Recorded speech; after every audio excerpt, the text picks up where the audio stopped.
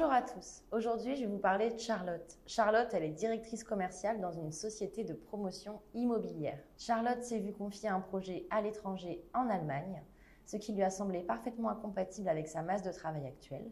Ainsi, elle a décidé de cesser le travail en prenant acte de la rupture de son contrat.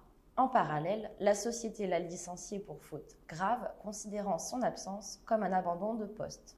Charlotte conteste le licenciement devant le Conseil des prud'hommes au motif que la rupture du contrat devait être imputée à l'employeur parce qu'il n'avait pas respecté le contrat de travail.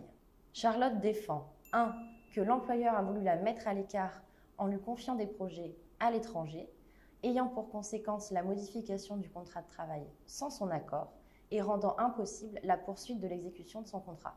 2. Que la rupture du contrat de travail doit être imputée à l'employeur dès lors qu'elle trouve son origine dans une gestion frauduleuse de l'entreprise vidant de sa substance l'emploi du salarié. Le refus du salarié de poursuivre son contrat de travail qui n'a fait l'objet d'aucune modification de la part de l'employeur n'entraîne pas à lui seul la rupture du contrat de travail. Le refus de travailler constitue alors un manquement aux obligations contractuelles que l'employeur a la faculté de sanctionner en procédant au licenciement de l'intéressé. Et justement ici, le juge a considéré que le contrat de travail n'avait été modifié dans aucun de ces éléments essentiels et que l'employeur était en droit de sanctionner le refus du salarié de poursuivre l'exécution de son contrat de travail en le licenciant pour faute grave. Charlotte ne peut donc pas prétendre au paiement des indemnités de rupture de contrat car le refus du salarié de poursuivre l'exécution de son contrat de travail justifiait son licenciement pour faute grave.